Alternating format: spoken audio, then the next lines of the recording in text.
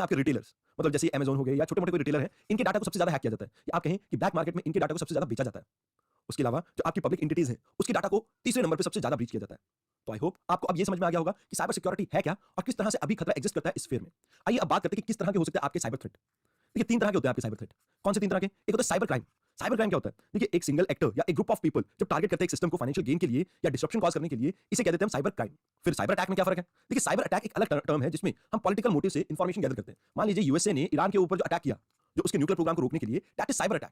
वो आपका cyber crime नहीं है। क्राइम में आपके स्टेट एक्टर इन्वॉल्व नहीं होते। साइबर अटैक में आपके स्टेट एक्टर भी इन्वॉल्व हो सकते हैं। उसके बाद आता है साइबर टेररिज्म। अभी आपने एक सॉफ्टवेयर के बारे में सुना होगा, रैनसमवेयर, क्राईवेयर। अब ये जो आपके सॉफ्टवेयर हैं, ये क्रिएट कर रहे हैं टेरर, मतलब लोगों के मन में डर, पैनिक, फियर। तो इसको कह देते हैं आप साइबर टेररिज्म। देखिए, अब आपको साइबर क्राइम और टेररिज्म में फर्क पता होना चाहिए।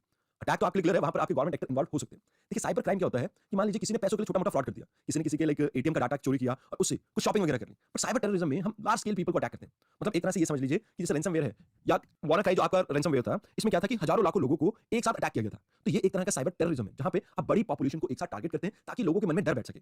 आइए अब बात करते हैं वेरियस साइबर थ्रेट्स के बारे में। देखिए सबसे पहले आपका मालवेयर। अब मालवेयर बेसिकली 2 वर्ड से बना है, मिसलेनियस और सॉफ्टवेयर। मतलब एक ऐसा रैंडम सॉफ्टवेयर जिसे आप डाउनलोड करते हैं और इससे आपकी जो कंप्यूटर की फाइल है उसको बहुत ज्यादा डैमेज पहुंचता है। ये आपका मोस्ट कॉमन थ्रेट है और यहाँ पे आपको एक बात याद रखनी है कि यहाँ पे जो आपका यूजर है उसकी इंफॉर्मेशन को कहीं ना कहीं डिसरप्ट करने की कोशिश की जाती है। अब इस अटैक को परफॉर्म करने के लिए वेरियस रीजन हो सकते हैं। चाहे आप किसी की इंफॉर्मेशन स्टील करना चाहते हो, या कोई सेंसिटिव इंफॉर्मेशन को डिलीट करना चाहते हैं, आप अल्टर करना चाहते हैं या हैक करना चाहते हैं किसी कोर कंप्यूटिंग फंक्शन को, या आप किसी की परमिशन के बिना उसकी एक्टिविटी को मॉनिटर करना चाहते हैं। तो इन सभी केसेस में आप इसे यूज करते हैं मालवेयर को। अभी जो मालवेयर है ये बहुत सारे टाइप के हो सकते हैं। जैसे आपके वायरसेस हैं, ये भी एक तरह के मालवेयर है। ट्रोजन हो गया, स्पाईवेयर हो गए, या आपके रैनसमवेयर, एडवेयर, बोटनेट, ये सभी आपके क्या है, ये आपके मालवेयर ही हैं। नाम अलग है और काम भी अलग है, बट कैटेगरी एक है जिसे हम कहते हैं मिसलेनियस सॉफ्टवेयर। अब यहाँ पे मैंने आपको नाम तो मेंशन किए हैं और हम इन्हें एक-एक करके डिस्कस भी करेंगे। सबसे पहले ये समझते हैं कि ये मालवेयर वर्क कैसे करते हैं और आते कहाँ से हैं। देखिए मान लीजिए ये एक पीसी है। अब इस पीसी में 3 तरह से आपके मालवेयर आ सकते हैं। पहला ईमेल के थ्रू। मान लीजिए आपको कोई ईमेल आई है, उसके साथ कोई ऐसी अटैचमेंट है जिसे आप ओपन करते हैं और उससे आपके पीसी में आ जाता है मालवेयर। अब यहाँ पे ये जो आपकी फाइल की अटैचमेंट है, ऐसा भी हो सकता है कि उसके अंदर एक लिंक हो, या ऐसा हो सकता है कि एक इमेज या कोई और सॉफ्टवेयर टाइप सा हो। आप उसे डाउनलोड करते हैं और इसकी वजह से आपके पीसी या कंप्यूटर में मालवेयर आ जाता है। अब दूसरा मेथड थोड़ा अजीब है। अब ऐसा होता है इसमें कि आपको ऐसा लगता है कि जेन्युइन सॉफ्टवेयर या आप कोई जेन्युइन प्रोग्राम डाउनलोड कर रहे हैं, बट उस प्रोग्राम में कहीं न कहीं एक लूप होल एग्जिस्ट करता है, जिसको एक्सप्लॉइट करके आपकी सारी इंफॉर्मेशन चुरा लेते हैं बाय यूजिंग दिस मालवेयर। अब यहाँ पे जो आपका सॉफ्टवेयर है, आपको जेन्युइन लगता है, आप डाउनलोड करते हैं और आपके कंप्यूटर की सिक्योरिटी को वो ब्रीच कर देता है। तो दूसरा है आपके मिसलेनियस डाउनलोड्स। आप किसी भी रैंडम साइट से डाउनलोड कभी ना करें, कोशिश ये करनी चाहिए कि ऑथेंटिक साइट से ही हम इन डाटा को डाउनलोड करें। अब तीसरा और आखिरी कारण क्या है जिनसे मालवेयर एंटर करते हैं आपके कंप्यूटर में, that is pen drive. Although अब तो पेन ड्राइव का चलन बहुत कम हो चुका है, बट स्टिल पेन ड्राइव सबसे कॉमन तरीका था जिससे पहले आपके वायरसेस एक जगह से दूसरी जगह पर ट्रांसफर हो सकते थे। अब क्या होता था कि पेन ड्राइव आप किसी के पीसी में लगा के आए हैं, उसके पीसी में आपके कोई वायरस या ट्रोजन था, वो कॉपी हो गया उस पेन ड्राइव में और उससे आपके ड्राइव में या आपके लैपटॉप में आ जाता था वो। तो ये बहुत ही कॉमन हुआ करता था। अब तो हम इसका इस्तेमाल बहुत कम करते हैं, बट स्टिल अभी भी ये थ्रेट एग्जिस्ट करता है और आपके बहुत सारे मालवेयर इसके थ्रू भी ट्रैवल करते हैं। तो ये 3 तरीके हैं जिनकी वजह से मालवेयर एंटर कर सकते हैं किसी भी कंप्यूटर या पीसी या लैपटॉप में। अब सबसे पहले थोड़ा ओवरव्यू ले लेते हैं वायरसेस के बारे में। देखिए जैसे हमारे शरीर को वायरस के कारण बहुत सी प्रॉब्लम हो जाती है ना, वायरस क्या करते हैं, हमारे ही रिसोर्सेज को यूज करके हमारे अगेंस्ट ही वर्क करते हैं। तो सेम ये पीसी में भी होता है। कोई बग आपके नॉर्मल पीसी में आएगा किसी फाइल के साथ अटैच होकर, और वो आपके कंप्यूटर के रिसोर्सेज को ही आपके कंप्यूटर के अगेंस्ट यूज करने लग जाता है, और इस वजह से आपकी बहुत सारी फाइल डैमेज हो जाती है और इसी वजह से ये वायरसेस काफी खतरनाक होते हैं। अब ये वायरसेस स्प्रेड कैसे होते हैं? तो जैसे नॉर्मल पर्सन होता है ना कि आपके एक सेल इन्फेक्टेड होता है और उससे आपके बाकी सेल्स में ये वायरस फैलता जाता है ऐसे, तो सिमिलरली आपके पीसी में भी होता है। मान लीजिए एक इन्फेक्टेड फाइल आएगी और ये वायरस खुद को सेल्फ रेप्लिकेट करेंगे। अब यहाँ पे जो आपका प्रोग्राम है जब अपने आप को सेल्फ रेप्लिकेट करता है तो ये आपके थ्रू आउट कंप्यूटर फैल जाता है, और इस वजह से जितनी भी आपकी ठीक फाइलें होती भी हैं वो भी इस वायरस से इन्फेक्ट हो जाती है। अब यहाँ पे ये मत समझना कि ये एक तरह का कीड़ा है जो आपके कंप्यूटर में घुसा है। ये एक तरह का प्रोग्राम है जिसको डिजाइन इस तरह से किया गया है कि वो सेल्फ रेप्लिकेट करता है। इसके बाद आता है आपके रैनसमवेयर। अब ये रैनसमवेयर क्या होता है? अब यहाँ पे मान लीजिए आपकी कोई फाइल है या कंप्यूटर है, अब इसको कोई थर्ड पर्सन लॉक कर देता है। इस फाइल को मान लीजिए मैंने एक पासवर्ड प्रोटेक्टेड फाइल बना दिया। अब जब तक आप मुझे पैसा नहीं पे करेंगे, मैं तब तक आपकी ये फाइल का डाटा आपको वापस नहीं दूंगा। तो दैट इज रैनसम, मतलब किसी से एक्सटॉर्शन, किसी से पैसा मांगना। और इस तरह के सॉफ्टवेयर को क्या कहते हैं हम? रैनसमवेयर। अगला है स्केयरवेयर। अब यहाँ पे हम यूजर को एक ऐसे पेज पे लेके जाते हैं जहां पर हम उसे एक फेक प्रोग्राम परचेज करने के लिए मजबूर कर देते हैं। अब यहाँ पे मैं एक स्पेसिफिक यूजर टारगेट को चूज करूंगा। अब यहाँ पे क्या होता है कि मान लीजिए एक पर्सन है, वो किसी वेट लूज प्रोग्राम को खरीदना चाहता है या वो वेट लूज करना चाहता है और गूगल पे वो बार-बार इस चीज को सर्च कर रहा है। अब मैं एक ऐसे टारगेट को चूज करता हूं जो वेट लूज प्रोग्राम पे वर्क करना चाहता है, और मैं उसे एक ऐसे फेक पेज पे लेके जाता हूं जहां पे मैं उसे कहता हूं कि ये आप प्रोग्राम को अगर फॉलो करेंगे या आप इस प्रोग्राम को खरीदते हैं तो आपका वेट लूज 21 दिन में हो जाएगा। अब मैं यहाँ पे उसे ऐसी कोई चीज बेच नहीं रहा हूं कि जिससे उसका वेट लॉस हो, बट यहाँ पे मेरा टारगेट क्या है कि मैं इससे ज्यादा से ज्यादा पैसे एक्सट्रैक्ट कर सकूं। तो यहाँ पे मान लीजिए मैं अपने प्रोडक्ट को 10,000 या 20,000 में इसे बेच देता हूं, तो कहीं ना कहीं मैं इसको यहाँ पे बेवकूफ बना सकता हूं। तो इसी तरह के जो आपके सॉफ्टवेयर होते हैं इन्हें कहते हैं स्केयरवेयर। अब आते हैं आपके स्पाईवेयर। अब ये आपकी कम्युनिकेशन इंटरेक्शन डिवाइसेस के ऊपर मॉनिटरिंग करता है। अब मान लीजिए आप अपने फ्रेंड से चैट कर रहे हैं इंस्टा पे, अब मैं आपके कंप्यूटर में एक स्पाईवेयर डाल देता हूं, तो जो भी आप चैट कर रहे हैं वो मुझे पता लग जाएगी। अब ऐसे सॉफ्टवेयर जनरली आपकी जो गवर्नमेंट होती है या कोई सीक्रेट एजेंसीज होती हैं वो यूज करते हैं ताकि वो यूजर्स के बारे में ज्यादा से ज्यादा इंफॉर्मेशन को कलेक्ट कर सके। उसके अलावा एंटी सोशल एलिमेंट्स होते हैं, वो भी इस तरह के सॉफ्टवेयर को यूज करते हैं किसी को ब्लैकमेल करने के लिए। मोस्टली जो आपके क्रेडिट कार्ड या डेबिट कार्ड का डाटा लीक होता है वो इन्हीं की वजह से होता है, स्पाईवेयर की वजह से। आइए अब बात करते हैं ट्रोजन की। देखिए ट्रोजन बहुत सिंपल सा सॉफ्टवेयर है। यहाँ पे आपके पर्सनल डाटा को चोरी किया जाता है, इवन आपके ऊपर जासूसी भी की जाती है, और जरूरत पड़े तो आपके कंप्यूटर को क्रैश भी किया जा सकता है। अब देखिए ट्रोजन को समझने के लिए आपको ट्रॉय मूवी देखनी होगी। अगर आपने नहीं देखी तो एक बार थोड़ी सी देख लेना, आपको समझ में आ जाएगा। वहां पे होता क्या है कि मान लीजिए एक देश था ट्रॉय, इसकी लड़ाई हो रही होती है किसी और देश के साथ, इसमें हीरो है आपका ब्रैड पिट, तो ब्रैड पिट यहाँ पे एंटी पार्टी में, ट्रॉय में नहीं है, वो उसके अगेंस्ट वर्क कर रहा है। तो यहाँ पे जो आपके ट्रॉय के अगेंस्ट वॉर चल रही थी, पर ट्रॉय की सिक्योरिटी इतनी परफेक्ट थी कि कोई भी उसे ब्रीच नहीं कर सकता था। अब इसकी वजह से जो आपकी विपक्षी दल है, जो आपके ब्रैड पिट की आर्मी है, उसे बहुत सारा लॉस हो जाता है, मतलब बहुत सारे लोग मर जाते हैं उनके। अब वो क्या करते हैं, वो अपना दिमाग लगाते हैं और वो इस तरह का एक घोड़े के डिजाइन में एक बहुत बड़ा पुतला छोड़ देते हैं पीछे। मतलब ऐसा लगता है कि ये लोग जंग से डर के भाग गए हैं और इन्होंने पीछे एक मॉन्यूमेंट छोड़ के गए हैं, जो कि देखने में बहुत सुंदर था। अब यहाँ पे होता क्या है कि बेसिकली इस मॉन्यूमेंट के अंदर उन्होंने अपने बहुत सारे सिपाही छुपा रखे थे। अब ट्रॉय के एक मंत्री का तो कहना यहाँ तक था कि हमें इसे आग लगा देनी चाहिए, बट उनमें से किसी ने कहा कि नहीं, ऐसा करना भगवान के खिलाफ होगा या पाप होगा, हमें इसे जलाना नहीं चाहिए, हमें इसे अपनी जो जनता है उसे प्रदर्शित करना चाहिए अपनी विक्ट्री के तौर पे। अब ये इसे लेकर अपने अंदर देश में चले जाते हैं। अब जब ये अंदर देश में जाते हैं और रात का समय होता है, तो इसमें से चोरी छुपे बहुत सारे सिपाही निकलते हैं और वो ट्रॉय का जो गेट होता है, जिससे कोई भी अंदर नहीं आ सकता, उस गेट को खोल देते हैं। अब जैसे ही वो दरवाजा खुलता है, तो ट्रॉय को वो एक रात में पूरी तरह से डिस्ट्रॉय कर देते हैं। तो सेम आपके कंप्यूटर के साथ भी होता है। मान लीजिए आपने कोई सॉफ्टवेयर डाउनलोड किया, देखने में आपको लेजिटिमेट लग रहा था, बट इसमें एक ट्रोजन वायरस था। अब ये जो वायरस है आपके बैकडोर से एंटर करेगा और आपकी सारी इंफॉर्मेशन या डाटा कहीं ना कहीं किसी और की तरफ ट्रांसफर कर सकता है, जो इस ट्रोजन को ऑपरेट कर रहा हो। तो इस वजह से ये ट्रोजन आपका बहुत ही खतरनाक सॉफ्टवेयर है, आपको पता भी नहीं लगेगा और आपकी सारी इंफॉर्मेशन किसी और के पास चली भी जाएगी। इसके बाद आते हैं आपके एडवेयर। अब ये एक तरह के एडवर्टाइजिंग सॉफ्टवेयर हैं जो कि आपके कंप्यूटर में वायरसेस को स्प्रेड करते हैं, या आप कह सकते हैं मालवेयर को स्प्रेड करते हैं। जब भी आप अपने पीसी के आसपास जब भी आप ब्राउज कर रहे होते हैं, अनवांटेड ऐड देखते हैं, इन्हीं को कहा जाता है एडवेयर। अब इसके बाद एक चीज जो मेंशन नहीं है, दैट इज बोटनेट। अब यहाँ पे क्या होता है कि एक पूरे के पूरे नेटवर्क में जितने भी पीसी अटैच है, मान लीजिए 10 पीसी अटैच हैं, तो ये सारे ही मालवेयर इन्फेक्टेड कंप्यूटर्स होंगे। अब यहाँ पे जो आपका साइबर क्रिमिनल है, वो अपने टास्क को परफॉर्म करवाता है by using the resource of these computers. मतलब जो ये नेटवर्क में आपके कंप्यूटर अटैच हैं, इनके रिसोर्सेज को यूज करके जो आपका साइबर क्रिमिनल है वो अपना काम कर रहा होता है। जैसे क्रिप्टो करेंसी की माइनिंग भी हो सकती है इससे। अब ये एक फ्लो चार्ट है जिससे हमें ये पता लगता है कि कैसे वायरसेस या कोई मालवेयर आपके पीसी में फैलता है। देखिए, पहले ये है आपका इनिशियल पॉइंट या एंट्री पॉइंट, जहां पर आप एक कॉम्प्रोमाइज्ड वेबसाइट को विजिट करते हैं। अब यहाँ से आप लैंडिंग पेज पे पहुंच जाते हैं उस वायरस के जहां पे वो आपको ले जाना चाहता था, कॉम्प्रोमाइज्ड पेज। अब यहाँ से आपके जो सिस्टम के अंदर जो वायरसेस हैं या मालवेयर है वो डिस्ट्रीब्यूट होने लगते हैं। अब इसके बाद आपके रिसोर्सेज को एक्सप्लॉइट किया जाता है और आपके पीसी को और ज्यादा इन्फेक्ट किया जाता है। और फाइनली जो वो एग्जीक्यूट करना चाहते हैं उस प्लान को वो एग्जीक्यूट कर देते हैं, चाहे वो मालवेयर हो, चाहे वो रैनसमवेयर हो, स्पाईवेयर हो या ट्रोजन हो। जिस तरह का वो एक्शन परफॉर्म करना चाहते थे आपके पीसी पे, उसे परफॉर्म फाइनल स्टेज में करते हैं। अब बात कीजिए किसी भी साइबर अटैक में किस तरह के प्रोसेस इन्वॉल्व होते हैं, तो यहाँ पे एक स्टेज होती है प्री अटैक स्टेज। अब इस प्री अटैक स्टेज में हम रिसर्च या टारगेट को ढूंढते हैं, आइडेंटिफाई करते हैं। हम यहाँ पे फोकस करते हैं कि हमें किन लोगों की इंफॉर्मेशन को चुराना है। इसके बाद हम अटैक करते हैं, मतलब अपना जो मालवेयर है उसे इंस्टॉल करने की कोशिश करते हैं उस पीसी के अंदर। अब यहाँ पे हम वेरियस अदर टेक्निक्स का भी इस्तेमाल कर सकते हैं, जैसे SQL injection, fishing, man in the middle attack, denial of service, इस तरह की कई चीजों को और भी इस्तेमाल कर सकते हैं। इसके बाद आती है एंड गेम यानी पोस्ट अटैक। आप यहाँ पे उनकी इंफॉर्मेशन, डाटा, इन सबको चुरा के लेके जाते हैं। आइए एक बार जल्दी से देख लेते हैं अलग अलग टाइप के हमारे मालवेयर्स। देखिए, पहले तो हमने बात की थी वायरस की। ये अपने आप को खुद एग्जीक्यूट कर सकता है और आपके कंप्यूटर के सभी प्रोग्राम और फाइल्स को इन्फेक्ट कर सकता है। ये सबसे कॉमन टाइप का आपका मालवेयर है। अब ये फैलता कैसे है? ये पहले तो अपने आप को ओवरराइट करेगा, मतलब अपने आप को स्प्रेड करने की कोशिश करेगा। फिर उसके बाद जो आपकी फाइल है उन्हें रीसेट कर देगा। अब थर्ड पार्ट में ये सेंड करता है डाटा आपके कॉन्टैक्ट्स को, जिससे आपके कॉन्टैक्ट्स को ये लगता है कि आपने ये डाटा सेंड किया है, लेकिन एक्चुअल में यहाँ पे वो उन्हें भी इन्फेक्ट करने की कोशिश करता है। अब जो भी इसे डाउनलोड करेगा तो उसका भी पीसी या लैपटॉप हैक हो जाएगा। अब बात करते हैं कि किस तरह से, वैसे तो मेजॉरिटी के लिए सेम है, बट किस तरह से आपके वायरस आपके कंप्यूटर के अंदर आता है। देखिए, जब आप किसी अपडेट आता है आपके पीसी का या कंप्यूटर का, आप उसे इंस्टॉल नहीं करते, तो उसकी वजह से जो आपका लैपटॉप है या पीसी है उसकी फायरवॉल या सिक्योरिटी वीक हो जाती है और इसी वजह से कभी भी आपके ऊपर साइबर अटैक हो सकता है। तो इस तरह की वल्नरेबिलिटी को अवॉइड करना चाहिए। उसके बाद दूसरा है आपका, आपने किसी ऐसे डायलॉग बॉक्स के ऊपर मार्क कर दिया या क्लिक कर दिया है जो आपको पता नहीं था, मतलब ऐसा कोई डायलॉग बॉक्स जिसके ऊपर आपको क्लिक नहीं करना चाहिए था, स्ट्रेंज था काफी आपके लिए, मतलब एकदम से रैंडम से पॉपअप हुआ और आपने उसके ऊपर क्लिक कर दिया। तो इसकी वजह से भी कई बार आपके कंप्यूटर में या पीसी में बहुत सारे वायरसेस या मालवेयर आ सकते हैं। उसके अलावा कई बार हम किसी फाइल को या ईमेल को खोल लेते हैं और उसमें कोई अटैचमेंट होती है। अब उस अटैचमेंट में मोस्ट ऑफ द टाइम आपको वायरसेस या फिशिंग सॉफ्टवेयर मिलते हैं। तो इस वजह से आपको ऐसी मेल को खोलना नहीं चाहिए और यहाँ पे ये भी एक कारण बन जाता है जिसकी वजह से आपके पीसी या लैपटॉप पे साइबर अटैक होता है। उसके बाद आता है आपका टॉरेंट। अब टॉरेंट पे आप कहते हैं कि आपको बहुत सारे फ्री सॉफ्टवेयर मिलते हैं, लेकिन उन सॉफ्टवेयर को क्रैक करने के लिए बेसिकली एक तरह का लूप होल क्रिएट किया जाता है। अब जो आपकी विंडो है उसकी सिक्योरिटी में ये लूप होल आता है जब आप इस सॉफ्टवेयर को इंस्टॉल करते हैं। अब मान लीजिए आपने टॉरेंट से कोई बहुत बढ़िया सा सॉफ्टवेयर या गेम इंस्टॉल की, अमूमन उस गेम के लिए आपको पे करना पड़ता था 1000-2000 रुपए या मान लीजिए 10,000 रुपए।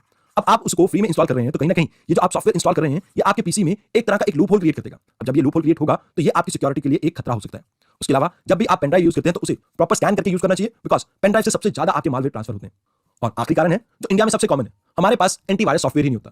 और एंटीवायरस सॉफ्टवेयर जो हम यूज भी करते हैं हम टॉरेंट से या फ्री सॉफ्टवेयर डाउनलोड करते हैं। मान लीजिए मैं एक एंटीवायरस डाउनलोड कर रहा हूं और वो क्रैक्ड वर्जन है, अरे भैया जिसके अंदर पहले ही क्रैक कर रखा है, मतलब उसमें पहले ही एक लूप होल मैंने क्रिएट कर रखा है, तो आप अगर उसे यूज करेंगे तो ऑटोमेटिकली आपकी सिक्योरिटी भी तो ब्रीच होगी। आप चोर को चौकीदारी के लिए रखोगे तो भैया चोरी ही तो होगी। तो जब भी आप एंटीवायरस को यूज कर रहे हैं तो आपको खरीद के उसे यूज करना चाहिए। ऐसा नहीं होना चाहिए कि आपने टॉरेंट से डाउनलोड किया और आप उसे यूज करें। ऐसे करेंगे तो आपकी सिक्योरिटी ब्रीच होने के चांसेस और ज्यादा बढ़ जाते हैं। अगला आता है आपका वर्म। अब जैसे पेट में कीड़े होते हैं ना, वो खुद को रेप्लिकेट कर लेते हैं बिना किसी होस्ट प्रोग्राम के, तो सेम यहाँ पे भी आपके जो वर्म है वो आपके सिस्टम के अंदर खुद को रेप्लिकेट कर सकते हैं। अब यहाँ पे जब ये अपने आप को डुप्लीकेट करते हैं, अब मान लीजिए आपके जो पेट के अंदर कीड़ा है वो क्या करेगा, जब वो इतनी ज्यादा जनसंख्या में हो जाएगा कि आपके रिसोर्सेज को बहुत ज्यादा एक्सप्लॉइट करने लगेगा, तो कहीं ना कहीं जो आपकी सेहत है उसके ऊपर असर पड़ेगा। तो सेम ये जो वर्म है ये आपकी सेहत के ऊपर असर, यानी आपके पीसी की सेहत के ऊपर असर करेंगे, क्योंकि ये डिप्लीट कर देंगे आपके पीसी के रिसोर्सेज को। अब मान लीजिए आपका जो पीसी है उसमें 8 जीबी की रैम है, अब उन 8 जीबी रैम में से मान लीजिए 4 जीबी रैम तो यही आपके वर्म यूज कर रहे हैं, तो कहीं ना कहीं जो आपके हार्डवेयर ड्राइव की स्पेस है या बैंडविड्थ है या आपके जो सॉफ्टवेयर की लोडिंग टाइम है उनको इंक्रीज कर देगा। अब ये सिर्फ और सिर्फ आपके रिसोर्सेज के ऊपर अटैक नहीं करता, बट कई बार ऐसा होता है कि आपके डाटा को भी स्टील कर सकता है और एक तरह से एक बैकडोर दे सकता है हैकर को, जिससे वो आपके पीसी के ऊपर कंट्रोल एस्टैब्लिश कर सकता है, मतलब आपके सिस्टम की सेटिंग को भी चेंज कर सकता है। तो ये वॉर्म भी एक खतरनाक प्रजाति है आपके मालवेयर की। अब आप सोच रहे होंगे कि वायरस और वॉर्म में फर्क क्या है। देखिए, सबसे पहले अगर बात कीजिए, जो आपके वायरसेस हैं ये बहुत स्लो हैं। अब यहाँ पे ये आपकी फाइल को मॉडिफाई कर सकते हैं, चेंज कर सकते हैं, बट अगर वॉर्म की बात करें तो ये बहुत तेजी से फैलती है। और दूसरी बात, यहाँ पे ये आपकी फाइल को मॉडिफाई नहीं करती। अब यहाँ पे जो आपके वायरसेस हैं ये एक ऐसी फाइल है जो .ex एक्सटेंशन में आएगी, मतलब आप इसके ऊपर क्लिक करेंगे तो सॉफ्टवेयर की तरह रन करती है। वेयरएज़ वॉर्म के केस में ऐसा नहीं है, ये खुद को रेप्लिकेट करने के लिए ऐसा कुछ नहीं करता। अब आपने शायद सुना हो किस तरह से यूएस और वेस्टर्न कंट्रीज ने ईरान के जो न्यूक्लियर एनरिचमेंट फैसिलिटी थी उसे बर्बाद किया। बेसिकली उन्होंने एक वॉर्म को भेजा था, दैट इज स्टकनेट। अब इस वॉर्म ने क्या किया, बेसिकली स्टार्टिंग में एक पेन ड्राइव के थ्रू जो भी उनके माइक्रोसॉफ्ट ऑफिस पे काम कर रही थी कंप्यूटर्स, उनमें इंस्टॉल किया जाता है। अब यहाँ पे ये अपने आप चीजों को सर्च करना स्टार्ट करते हैं वॉर्म। अब जहाँ पे भी इन्हें एक आपका कंट्रोल सिस्टम था जिसका नाम था सीमन, जहाँ पे भी इन्हें सीमन से रिलेटेड डाटा मिला, इन्होंने उन पीसी के ऊपर इंफॉर्मेशन गैदर करना स्टार्ट कर दिया। मान लीजिए जहाँ पे नहीं मिला तो वहाँ पे इन्होंने कुछ नहीं किया। देखिए, ये जो वॉर्म है ये इनिशियल फर्स्ट पीसी में तो यूएसबी के थ्रू मूव किए थे, बट उसके बाद जो बाकी आपके जो पीसीज वगैरह थे उनमें जो इंफॉर्मेशन चुराने के लिए कैसे पहुंचे, बाय इंटरनेट। जो भी पीसी इस पीसी के साथ नेटवर्क में कनेक्टेड था उन सब में ये फैल गया। अब इसने अपने आप को, जो आपकी वॉर्म है इसने अपने आप को अपडेट किया। अब यहाँ पे क्या होता है कि जिस दिन मान लीजिए डिसाइड हुआ कि हमने कुछ करना है, तो वहां पर सबसे पहले इनकी सिक्योरिटी को कॉम्प्रोमाइज कर दिया, मतलब इन्होंने सभी तरह से जो पीसीज है अपने कंट्रोल में ले लिए। फिर उसके बाद जो ये कंट्रोल लेते हैं तो इसने स्टक्सनेट ने क्या किया, जिससे जो सेंट्रीफ्यूगेशन की प्रोसेस एनरिचमेंट हम करते हैं तो उस सेंट्रीफ्यूगेशन प्रोसेस को तब तक रन किया जब तक फेलियर ना हो जाए। अब जब ये फेलियर हो गया तो इन्होंने सभी तरह के डिवाइसेस को डिस्ट्रॉय कर दिया और एक तरह से जो आपका ईरान का न्यूक्लियर प्रोग्राम था उसे 50 से 60 साल पीछे भेज दिया। तो ये सारी कहानी थी आपके ईरान की। आइए अब बात करते हैं ट्रोजन की। अगर बात की जाए ट्रोजन की तो ये एक मिसलेनियस प्रोग्राम है जो दिखने में आपको बिल्कुल रियल दिखेगा, लेकिन एक्चुअल में इसके अंदर एक लूप होल होता है जिसकी वजह से आप एक मिसलेनियस फाइल को अपने कंप्यूटर के अंदर एंट्री दे देते हैं। मतलब जब आप एग्जीक्यूट का ऑप्शन दबाते हैं या बटन दबाते हैं तो एक तरह से आप उस फाइल को अपने सिस्टम में अंदर आने की परमिशन दे देते हैं। जैसा स्ट्रॉय के लोगों ने इस घोड़े को अपने शहर में लाके गलती की थी, सेम गलती आप भी कर देते हैं। अब इसमें तो सिपाही छुपे हुए थे, लेकिन एक्चुअल में यहाँ पे एक ऐसा मिसलेनियस प्रोग्राम होता है जो आपकी इंफॉर्मेशन को चुरा कर किसी और को दे सकता है और आपके सिस्टम का एक्सेस भी किसी और को दे सकता है। अब बात की जाए ट्रोजन कैसे अलग है आपके वॉर्म और वायरसेस से, तो यहाँ पे ये अपने आप को खुद रेप्लिकेट नहीं कर सकता। मतलब एक बार आपको इसे एक्टिवेट करना पड़ेगा, उसी के बाद ये आपके फाइल्स को डैमेज करता है। मतलब आपके पीसी में अगर ट्रोजन पड़ा है और आपने उसे एक भी बार रन नहीं किया तब तक ये आपकी फाइल को इन्फेक्ट नहीं करेगा, लेकिन जैसे ही आपने इसे रन कर दिया तो ये कहीं ना कहीं आपकी सभी इंफॉर्मेशन को डैमेज कर सकता है। अब यहाँ पे एक्सेफ कॉपी करके एक ट्रोजन भी था जो अभी रिसेंटली न्यूज में आया। एक्सेफ Trojan detected in India steals money through mobile phone. ये आपके कैस्पर लैब ने कुछ अनाउंसमेंट की थी या रिलीज की थी प्रेस रिलीज, और बेसिकली यहाँ पे आपको ऐसा लगता है कि आपने एक यूजफुल ऐप को यूज कर रहे हैं और वो ऑपरेट भी नॉर्मली करता है, बट यहाँ पे जो ये मालवेयर है वो यूज करता है आपको टू बाईपास कैप्चर। कैप्चर क्या होता है, बेसिकली आप कभी भी किसी साइट पे लॉगिन करते हैं तो 5XZZ कुछ ऐसे करके आपको कुछ नंबर्स दिखते हैं ना, आप उन्हें एंटर करते हैं तो दैट इज कैप्चर। तो उसको कहीं ना कहीं बाईपास करने के लिए वो आपको यूज करता था और ये रिसेंट न्यूज में रहा है तो आप इसे एग्जांपल के तौर पे यूज कर सकते हैं। अब बात करते हैं स्पाईवेयर की। बेसिकली आप किसी के ऊपर जासूसी कंडक्ट करने के लिए इन सॉफ्टवेयर का यूज करते हैं, मतलब किसी के डाटा के ऊपर आप नजर रखते हैं। देखिए, अगर बात की जाए स्पाईवेयर के एग्जांपल की तो आपको पेगासस याद है, जो व्हाट्सएप के केस में आपको याद होगा कंटेक्स्ट में यहाँ पे क्या हुआ था, जो आपके व्हाट्सएप की जितनी भी बातें थी वो लीक हो रही थी, खासकर जो इंपॉर्टेंट पर्सन है आपकी और मेरी तो कोई क्यों ही करेगा। तो यहाँ पे एक तरह से जो आपके स्मार्टफोन की प्राइवेसी है उसे ब्रीच किया गया था। एक तरह का ये स्टॉकरवेयर था जहाँ पर कोशिश ये थी कि जो भी आपके फेमस पर्सनालिटीज हैं या जो उनकी टारगेट ऑडियंस है उनके ऊपर एक तरह से स्पाई करने की। तो ये पेगासस आपका एग्जांपल बहुत बढ़िया है, आप इसे याद रख सकते हैं। अब यहाँ पे अगर हम बात करें पेगासस कैसे आपका वर्क करता है, देखिए यहाँ पे आपके पास एक व्हाट्सएप कॉल आएगी और चाहे आप उस कॉल को आंसर करें या ना करें वो आपकी प्राइवेसी को ब्रीच कर देगा। और इंडिया के व्हाट्सएप यूजर को यहाँ पर हम सर्वेलेंस पे डाल रहे थे using this Israeli surveillance software. अब इससे क्या होता था कि जिसके ऊपर भी टारगेट किया गया है उसके कॉन्टैक्ट, कॉल, मैसेजेस सब चीज को आप कंट्रोल कर सकते थे। इवन आप उसके जो कैमरा है या माइक्रोफोन है उसको भी एज अ स्पाई के तौर पे यूज कर सकते थे, मतलब उसके भी आप यूज करके आप उसके ऊपर जासूसी कर सकते थे। अब पहली रिपोर्ट आपको कब देखने को मिलती है पेगासस ऑपरेशन के बारे में, तो 2016 में अहमद मसूर करके एक बंदा था, ह्यूमन राइट एक्टिविस्ट जो यूएई में था, उसको टारगेट किया गया था और उसे एक एसएमएस लिंक भेजा गया था उसके आईफोन 6 पे।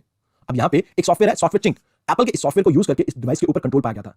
अब एप्पल ने इसको रिस्पॉन्ड करने के लिए क्या किया, मतलब कहीं ना कहीं एक पैचवर्क कर दिया जिससे इस इशू को हमने रिजॉल्व कर लिया। आइए अब बात करते हैं डिनायल ऑफ सर्विस के बारे में। देखिए, जो डॉस है एक तरह का मालवेयर है जो आपको ऑथेंटिक इंफॉर्मेशन को एक्सेस करने से रोकता है, मतलब जो आपके इंफॉर्मेशन सिस्टम के रिसोर्सेज हैं उनको यूज करता है। अब यहाँ पे ऐसा क्या होता है, मैं आपको एक एग्जांपल देता हूं जो टेक्निकली थोड़ा गलत है बट आपको ये चीज समझ में आ जाएगी। मान लीजिए आज यूपीएससी का रिजल्ट आया है प्रीलिम्स का, आप देखते हैं कि अक्सर जब आप इस दौरान अपनी वेबसाइट को एक्सेस करने लगते हैं यूपीएससी की, वो फ्रीक्वेंटली हैंग हो जाती है, मतलब आप वहां पे जो इंफॉर्मेशन है उसे एक्सेस नहीं कर पाते। अब यहाँ पे जब आपको ये इंफॉर्मेशन नहीं मिलती इसी को कहा जाता है डिनायल ऑफ सर्विस। बट ये टेक्निकली गलत इसलिए है क्योंकि यहाँ पे आपके रियल यूजर्स की वजह से हुआ है। बट जब आप मान लीजिए एक हैकर है उसने एक बोटनेट सॉफ्टवेयर के थ्रू या मालवेयर के थ्रू बहुत सारे पीसीस को कंट्रोल में ले रखा है, अब यहाँ पे ये क्या करेगा, इन पीसी से सर्वर के ऊपर कोई रिक्वेस्ट भेजेगा। अब रिक्वेस्ट भेजने की वजह से क्या होगा कि आपकी जो सर्विसेज हैं, जो आप सर्विसेज के लिए रिक्वेस्ट कर रहे हैं उनको आप जेन्युइनली एक्सेस नहीं कर पाएंगे और इसी को कहा जाता है डिनायल ऑफ सर्विस। अब इसमें जो आपका मालवेयर है वो बहुत ज्यादा नंबर ऑफ बोटनेट को बनाता है सबसे पहले, फिर ये जो आपके बोटनेट हैं ये पिंग करते हैं सर्वर को सभी एक साथ। अब ये जब एक साथ पिंग करते हैं तो क्या होता है कि जो आपके सर्वर की टारगेट कैपेसिटी है वो उसको ब्रीच कर देते हैं और इसकी वजह से जो आपका सर्वर है वो क्रैश हो जाता है और वो जेन्युइन यूजर्स को सर्विस प्रोवाइड नहीं करता और इसी वजह से इसको नाम दिया गया है denial of service. I hope आपको ये समझ में आ गया हो और यूपीएससी वाला एग्जांपल मत लिखना, ये टेक्निकली गलत है बट आपको इससे समझ आ सकता है क्योंकि आपने इसे इस्तेमाल किया हुआ है, तो इस वजह से मैं आपको बता रहा हूं। अब यहाँ पे भी ये कुछ इस तरह से वर्क करता है, मान लीजिए ये बहुत सारे पीसीस को इसने एक साथ बोटनेट के थ्रू हैंडल कर रहा है। अब ये एक साथ इस सर्वर पे क्या करेंगे, पिंग करेंगे। अब जब ये एक साथ इस सर्वर पे पिंग करेंगे तो ये जो आपके पर्सन साइड में बैठे हुए हैं इनके पास इंफॉर्मेशन नहीं पहुंच पाएगा। अब ये जो आपका डिनायल ऑफ सर्विस है इसका एक सब पार्ट है डिस्ट्रीब्यूटेड डिनायल ऑफ सर्विस। अब यहाँ पे क्या होता है, पहले तो हम सिर्फ सर्वर के ऊपर अटैक कर रहे थे बट यहाँ पे हम एक कोऑर्डिनेट अटैक करते हैं जिसमें हम अलग अलग कंप्यूटर्स के ऊपर अटैक करते हैं, रादर देन एक सोर्स के हम बहुत सारे सोर्सेज पे एक साथ अटैक करते हैं। अब यहाँ पे ये बिल्कुल अलग हो जाता है आपके बाकी सभी तरह के साइबर अटैक से। अब ऐसा क्यों? जो बाकी सभी साइबर अटैक हैं उसमें आप फाइनेंसेस या इंफॉर्मेशन के ऊपर कंट्रोल पाना चाहते हैं, बट यहाँ पे आप किसी तरह से रोकने की कोशिश करते हैं लेजिटिमेट यूजर को किसी सर्विस या सर्वर पे पहुंचने से। हम बात की जाए रैंसमवेयर की, तो ये एक तरह का वसूली का सॉफ्टवेयर है जहाँ पे आप किसी भी सॉफ्टवेयर के ऊपर कंट्रोल हासिल करते हैं, जहाँ पर आप यूजर के सिस्टम के ऊपर कंट्रोल एस्टैब्लिश करते हैं और वहाँ पे उसके डाटा को कर देते हैं इंक्रिप्टेड, और फिर आप उससे पैसे मांगते हैं और तब तक डाटा रिस्टोर नहीं करते हैं जब तक वो आपको पैसे पे ना करें। अब ये रैंसमवेयर एक इस तरह का मिसलीनियस सॉफ्टवेयर है जहाँ पर हम डाटा के ऊपर इंक्रिप्टेड कोड कर देते हैं। मतलब मान लीजिए एक यूजर है, इसका नाम है विवेक, इसके कंप्यूटर के ऊपर मैंने कब्जा कर लिया, अब इसे मैंने पासवर्ड प्रोटेक्टेड कर दिया है। अब मैं विवेक को कहता हूं कि भैया अगर आप मुझे पैसा नहीं देंगे तो मैं आपके पीसी को चलने नहीं दूंगा। अब मैं आपको 24 घंटे का समय दे रहा हूं और आप मुझे 1 बिटकॉइन प्रोवाइड कीजिए। अगर आप मुझे ये नहीं प्रोवाइड करेंगे तो आपकी सभी इंफॉर्मेशन को मैं इरेज कर दूंगा। अब जैसे मैं हूं विवेक और मेरे जो लैपटॉप है इसमें आपके सभी लेक्चर और मेरे सभी डाटा पड़ा है। अब मेरे लिए डाटा बहुत इंपॉर्टेंट है, तो हो सकता है कि मैं इस पर्सन को पैसे पे कर दूं। अगर मान लीजिए मेरे पास ऑनलाइन बैकअप होगा इन सभी चीजों का, तो मैं इतना बॉदर नहीं करूंगा, मैं उसे कहूंगा कि हाँ ठीक है आप डिलीट करना चाहते कर दें। बट यहाँ पे कुछ आपको एग्जांपल देता हूं, जैसे एक रैंसमवेयर था जिसका नाम था लोकी। अब यहाँ पे कुछ इस तरह से टाइमर चल रहा था, अगर ये टाइमर 0 हो गया तो इसका मतलब ये था कि आपका जो भी डाटा था वो सब कुछ खत्म। और यहाँ पे इस तरह से आपको पेमेंट का लिंक दिया जाता है, तो मतलब एक तरह से पहले बंदूक को आपके माथे पे रख के पैसे वसूले जाते थे, अब यहाँ पे इन रैंसमवेयर के थ्रू आपसे पैसे वसूले जा रहे हैं। अब आपको और मुझको कोई फर्क नहीं पड़ता है, बट मान लीजिए अगर इस तरह से कोई बड़ा आदमी है जैसे अंबानी अडानी, अगर या कोई बैंक का मैनेजर वगैरह या किसी छोटी मोटी कंपनी का सीईओ वगैरह, तो उनके लिए उनके लैपटॉप में बहुत सारे आप क्रिटिकल इन्फॉर्मेशन हो सकती है, तो उनके लिए एक प्रॉब्लम हो सकती है। बट आम आदमी के लिए इतनी बड़ी प्रॉब्लम नहीं है। आपके और मेरे लैपटॉप में वीडियोस के अलावा क्या मिलेगा? अब उसके अलावा आपने WannaCry और नॉटपेटा के बारे में सुना होगा। नॉटपेटा भी एक तरह का मालवेयर था, तो कहीं ना कहीं आप इन दोनों का नाम WannaCry और नॉटपेटा का मेंशन कर सकते हैं जब आपको पूछा जाए अबाउट रैंसमवेयर। इसके अलावा जो आपका नॉटपेटा है ये साइबर अटैक हिस्ट्री का सबसे खतरनाक अटैक था। अब अगला है आपका मैन इन मिडल अटैक। अभी जो मैन इन मिडल अटैक है ना, इसको आप इस तरह से समझें कि बीच में कोई आ गया, जैसे यहाँ पे आपको ये पर्सन दिख रहा है, ये पर्सन बीच में ना आपके सर्वर और आपके, तो इस वजह से इसे कहा जाता है मैन इन मिडल अटैक। यहाँ पर कोई भी मिसलेनियस एक्टर अपने आपको आपके जो कनेक्शन है उसके बीच में या कम्युनिकेशन सेशन है उसके बीच में एस्टैब्लिश कर लेता है। या मान लीजिए आप हॉटस्टार को विजिट करना चाहते हैं या आप नेटफ्लिक्स को विजिट करना चाहते हैं, तो यहाँ पे एक मिडल मैन अपने आप को बीच में एस्टैब्लिश करेगा और वो आपकी रियल टाइम ट्रांजेक्शन या कन्वर्सेशन को ऑल्टर भी कर सकता है और देख भी सकता है। मान लीजिए आपने यहाँ पे हॉटस्टार की पेमेंट कर रहे हैं, तो कहीं ना कहीं जो आपका क्रेडिट कार्ड या डेबिट कार्ड का डाटा है वो इस पर्सन के पास भी पहुंच सकता है। अगला अटैक है आपका फिशिंग अटैक। आप इसे फिशिंग से रिलेट कर सकते हैं। फिशिंग में क्या होता है, हम एक कांटा फेंकते हैं और हम तब तक वेट करते हैं जब तक मछली उस कांटे को पकड़ न ले। अब सिमिलरली इस फिशिंग अटैक में भी यही होता है। यहाँ पे आपको एक ईमेल भेजा जाएगा या कुछ ऐसा मैसेज भेजा जाएगा जिनके ऊपर अगर आप क्लिक करेंगे तो कहीं ना कहीं आप विक्टिम हो सकते हैं साइबर अटैक के, जहां पर आपकी जो फाइनेंशियल इंफॉर्मेशन है उसे कहीं ना कहीं एक्सेस किया जाता है किसी दूसरे पर्सन के द्वारा। अब यहाँ पे आजकल की बात करें तो जैसे जो आपके ज़ॉम्बी कंप्यूटर्स होते हैं या बॉटनेट्स होते हैं, ज़ॉम्बी कंप्यूटर्स और बॉटनेट एक ही तरह की बात होती है, लेकिन इनका इस्तेमाल किया जाता है फिशिंग अटैक को लॉन्च करने के लिए। पर्सन अपनी आइडेंटिटी को छुपा के उन पीसेस को यूज करता है जिनको वो रिमोटली बॉटनेट के थ्रू कंट्रोल कर रहा होता है। अब फिशिंग का एक सब टाइप है स्फेयर फिशिंग। आजकल ये बहुत कॉमन है। अब इसमें क्या होता है कि ये बड़े बड़े बिजनेस ग्रुप्स के ऊपर अटैक होता है। अब यहाँ पे मैं एक जेन्युइन डिस्गाइज बन के आऊंगा, मतलब इन्हें ऐसा लगेगा कि जैसे मैं कोई वेंडर हूं या ऑडिटर हूं जो इनकी कंपनी के साथ बातचीत कर रहा है। अब जब ऐसा होता है तो मैं क्या करूंगा, बिजनेस के अकाउंट के ऊपर हैक करूंगा सबसे पहले, और फिर मैं एकदम से इनके जो कस्टमर्स हैं इनके ऊपर अटैक कर दूंगा। जब आप डिस्गाइज करते हैं एक लेजिटिमेट अकाउंट की फॉर्म में और अटैक करते हैं बिजनेस ग्रुप्स और उसके कस्टमर्स पे, तो इसे कहा जाता है स्फेयर फिशिंग। आइए फिशिंग को समझते हैं एक एग्जांपल के थ्रू। मान लीजिए मैं आपको एक मेल भेजता हूं जिसमें मैं आपको एक ऐसी हुबहू मेल भेजता हूं जैसे अमेज़न से आती है। अब यहाँ पे मैंने आपको मेल में लिखा है कि मैं अमेज़न से बात कर रहा हूं और आपका जो अमेज़न अकाउंट है वो हैक हो चुका है और आपको नीचे दिए हुए लिंक पे क्लिक करना है और आप अपनी इंफॉर्मेशन को अपडेट कर सकते हैं। अब यहाँ पे मैं आपसे सभी तरह की इंफॉर्मेशन लेता हूँ, आपके फाइनेंशियल यानी जिन डेबिट कार्ड से आप वहां पर पेमेंट कर रहे थे और साथ ही साथ आपका नाम क्या है, आपका मोबाइल नंबर। अब मैं इस इंफॉर्मेशन को किसी भी तरह से यूज कर सकता हूँ। That is known as phishing. आइए अब बात करते हैं डीप फेक्स के बारे में। आइए सबसे पहले समझते हैं कि डीप फेक क्या होता है। देखिए ये आपको एक ओरिजिनल इमेज दिख रही है, यहाँ पे इस लेडी का जो फेस है इसे मैंने कंप्लीटली चेंज कर दिया है और यहाँ पे मैंने इस लेडी का फेस यूज किया है। अब यहाँ पे इन दोनों फेसेस के बीच में आपको हेयर स्टाइल, ड्रेस, इन सब की सिमिलरिटी दिख रही होगी, बट एक्चुअल में ये जो आपकी दूसरी इमेज है ये एक तरह की फेक है। और यहाँ पे जिस टेक्नोलॉजी का इस्तेमाल किया गया है that is deep fake. Basically यहाँ पे आर्टिफिशियल इंटेलिजेंस की टेक्निक यानी डीप लर्निंग और प्लस आपकी फेक इमेज को हम यूज कर रहे हैं, तो इस वजह से और इसी टेक्नोलॉजी का नाम है डीप फेक, जहां पर हम किसी भी वीडियो के ऊपर किसी भी फेस को इंपोज कर सकते हैं। जैसे आपने बराक ओबामा की वीडियो देखी है, यहाँ पर ये एक्चुअल बराक ओबामा नहीं बोल रहे हैं, यहाँ पर बेसिकली एक पर्सन है जो डीप फेक टेक्नोलॉजी का यूज करके बराक ओबामा की तरह हूबहू बोल रहा है। तो कहीं ना कहीं आने वाले समय में ये एक मेजर चैलेंज हो सकता है आम जनता के लिए। इन डीप फेक्स के बारे में हमें पता लगा था 2017 में, जब रेडिट ने एक एक्सप्लिसिट मतलब एक पॉर्न वीडियो को एक सेलिब्रिटी की अपलोड किया था। वहां पर ये एक्चुअल में एक वीडियो थी जहां पे डीप फेक टेक्नोलॉजी का यूज किया गया था। इसके अलावा इन डीप फेक टेक्नोलॉजी में ना केवल आप पर्सन जिस तरह से बोलता है उस चीज को आप रेप्लिकेट कर सकते हैं, बल्कि उसकी हेड मूवमेंट, किस तरह के उसके एक्सप्रेशन रहते हैं और किस तरह से वो दूसरे बंदे से बात करता है, आप उसको भी रिजेंबल करवा सकते हैं। तो कहीं ना कहीं आने वाले समय में हमें रियल और आर्टिफिशियल वीडियो में यानी फेक वीडियो में फर्क पता लगना बंद हो जाएगा। अब ये वर्क कैसे करते हैं? यहाँ पे एक जनरेटिव एडवाइजर नेटवर्क है, ठीक है जी। ये नेटवर्क दो पार्ट्स में डिवाइडेड है आपका। एक पार्ट को हम कहते हैं जनरेटर और दूसरे को हम कहते हैं डिस्क्रिमिनेटर। अब देखिए ये जो आपका जनरेटर है ये गंदा आदमी है, इसका काम क्या है? फेक इमेजेस को जनरेट करना। अब ये जो डिस्क्रिमिनेटर है ये डिटेक्ट करता है कि वो इमेज रियल है या फेक। अब यहाँ पे जो आपका जनरेटर है इसको कभी भी रियल इमेज के बारे में नहीं पता होता, हम इसमें इनपुट डालते हैं और यहाँ से आपकी एक फेक जनरेट होती है और इसको आपका जो डिस्क्रिमिनेटर है वो ऑब्जर्व करता है और वो बताता है कि ये रियल है कि फेक। अब ये एक तरह से दो एआई टेक्नोलॉजी को आप साइमल्टेनियसली यूज कर रहे हैं, पहली है आपकी जनरेटर और दूसरी है आपकी डिस्क्रिमिनेटर। अब यहाँ पे जो आपके जनरेटर और डिस्क्रिमिनेटर है ये तब तक एक दूसरे के साथ वर्क करते रहेंगे जब तक एक परफेक्ट इमेज जनरेट ना हो जाए। मतलब जब एक ऐसी फेक जनरेट होगी जिसको ये डिस्क्रिमिनेटर भी पहचान नहीं पाएगा तब आप जनरेट कर पाएंगे एक डीप फेक। मतलब ये तब तक प्रोसेस चलता रहेगा जब तक एक परफेक्ट फेक को हम जनरेट नहीं कर देंगे। अब ये कुछ इस तरह से चलेगा। देखिए जो आपका जनरेटर है वो बहुत सारी इमेजेस एक पर्सन की प्रोसेस करता है एआई टेक्नोलॉजी के थ्रू और उसके बाद एक फेक जनरेट करेगा। मान लीजिए कुछ फेक जनरेट किए और ये अब ये जो आपका डिस्क्रिमिनेटर है वो इस चीज को देखेगा कि ये आपके रियल इमेज से कितना मिल रहे हैं और अगर ये फेक लगेंगे उसे, मतलब जब तक हम इसका एक्यूरेट फेक नहीं जनरेट कर देंगे तब तक ये इसे रिजेक्ट करता रहेगा। अब सुनने में तो आपको बहुत बढ़िया लग रहा है ना। आइए जानते हैं कि इसके यूजेस क्या हो सकते हैं। देखिए, कई बार आप एक सॉफ्टवेयर देखते हैं जिससे आपकी जो एज फोटो है, मतलब आप बूढ़े होके कैसे दिखेंगे, वो आपको पता लगता है। तो ये भी जब आप यूज कर रहे हैं तो ये कहीं न कहीं एक डीप फेक टेक्नोलॉजी है। अब ये तो बात हुई फन पर्पस की, लेकिन ये वैसे भी आपकी रियल लाइफ में भी बहुत इंपॉर्टेंट हो सकती है। मान लीजिए एक 10-11 साल का बच्चा था और ये अपने माँ-बाप से बिछड़ चुका है और लगभग इस बात को हो चुके 7-8 साल।